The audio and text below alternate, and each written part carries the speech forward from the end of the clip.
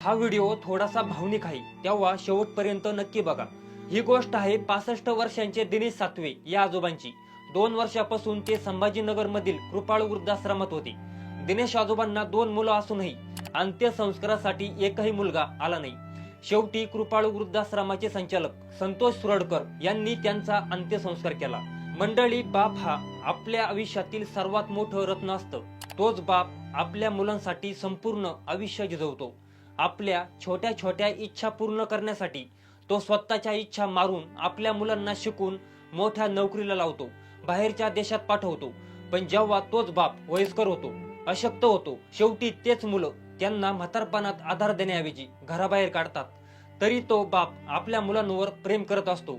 जेव्हा तो मरणाच्या दारावर उभा असतो, तेव्हा तो बाप बोलत असतो, माझी मुलं येतील का? मला त्यांना एकदा बघायचं आहे। मंडळी, विशेष म्हणजे अखेरच्या क्षणापर्यंत मुलं आली का हाच प्रश्न तो बाप विचारत राहिला, पण मुले त्यांना बघायला आलीच नाही। शेवटी त्यांचा बाप त्यांच्या आठवणीत या जगाचा निरोप देतो। पुढे तीच मुलं त्यांच्या अंत्यसंस्काराच्या वेळी आमचा आणि त्यांचा काही संबंध नाही। तर एक मुलगा असं बोलतो, मी तुम्हाला पैसे पाठवतो, तुम्ही अंत्यसंस्कार करून टाका। अशीच एक खरी घटना घडली, जी ऐकून तुमच्या डोळ्यात नक्कीच पाणी येईल। नमस्कार मंडळी, मी विठ्ठल, तुम्ही बघताय वेद.com। तुम्ही अजूनही हा चॅनल सबस्क्राईब केला नसेल तर लगेच करा।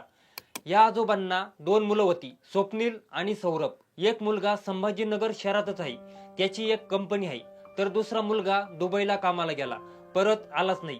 या दोन्ही मुलांनी म्हातारपणात त्यांना आधार देण्याऐवजी घराबाहेर काढलं। त्यानंतर आजोबा संभाजीनगर मधील टीव्ही सेंटर परिसरात सुरक्षा रक्षकाचं काम करू लागले। हेच काम करत असताना त्यांचे आपल्या मुलावर जीवापेक्षा जास्त प्रेम असल्यानं ते सारखा त्यांचाच विचार करत होते। शेवटी त्यांच्या विचारानं या आजोबांची मानसिक स्थिती ढासळली। त्यांच्या सोबत काम करणाऱ्या सुरक्षा रक्षकांना त्यांना कोणताही आधार नसल्यानं संतोष अण्णा सुरडकर, कृपाळू वृद्धाश्रम संचालक यांना कळवलं। त्यानंतर संतोष अण्णा सुरडकर यांनी दामिनी पथकाच्या मदतीने त्यांना कृपाळू वृद्धाश्रमात आणलं गेलं। त्यानंतर दामिनी पथकाने त्यांच्या शहरातील मुलाला फोन करून वडिलांना घेऊन जाण्याचा निरोप दिला, पण त्याने येण्यास नकार दिला। त्यांचा दुसरा मुलगा दुबईला होता। शेवटी ते आजोबा या वृद्धाश्रमात राहू लागले। तिथे नव्याने तयार झालेल्या मित्रांसोबत आनंदात राहू लागले। पण वय जास्त झाल्यानं 3 महिन्यापूर्वी या आजोबांची तब्येत ढासळली। त्यांना लगेच घाटी रुग्णालयात दाखल करण्यात आलं। त्यानंतर त्यांच्या दोन्ही मुलांना तुमचे वडील आजारी आहे, एकदा येऊन जा असं सांगितलं, पण तरीही ती मुले त्यांना भेटायला आलीच नाही। दुबईच्या मुलाने उपचारासाठी काही पैसे पाठवले आणि त्यातून ते बरे झाले, पण 8 दिवसापूर्वी त्यांची तब्येत पुन्हा बिघडली। त्यावेळी त्यांनी आता मी काय जगत नाही, माझ्या मुलांना फोन करून बोलवा असा निरोप दिला। पुन्हा या 2 मुलांना फोन करून कळवलं, पण या दोन्ही मुलांनी पुन्हा एकदा येण्यास नकार दिला। त्यानंतर या आजोबांची तब्येत अजून खालावली, श्वास घेणंही अवघड होत होतं। तरी पण माझी मुलं आली का हाच प्रश्न ते सारखं विचारत होते। जेव्हा ते या जगाचा निरोप घेणार, तेव्हा कृपाळू वृद्धाश्रमाचे संचालक सुरडकर यांनी त्यांना शेवटचं विचारलं, तुमची शेवटची इच्छा काय आहे?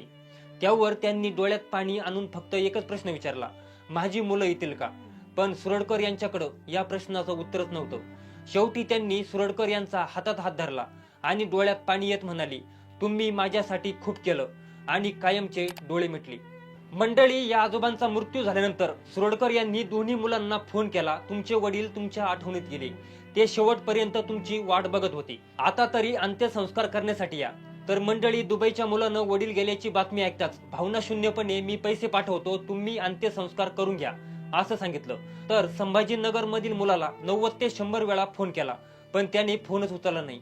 नंतर फोन उचलला आणि सांगू लागला, माझा आणि त्यांचा काही संबंध नाही। शेवटी या आजोबांना 2 मुलं असूनही एकही मुलगा अंत्यसंस्कार करण्यासाठी आला नाही। शेवटी कृपाळू वृद्धाश्रमाचे संचालक संतोष सुरडकर आणि त्यांच्या कर्मचाऱ्यांनी या आजोबांचा अंत्यसंस्कार पार पाडला। त्या दोन्ही मुलांना आपल्या बापाचं शेवटचं तोंड बघावंसं वाटलं नाही। ही खूप मोठी शोकांतिका आहे। मंडळी, अशी नीच मुलं जन्माला देव का घालत असेल हे देवालाच माहिती।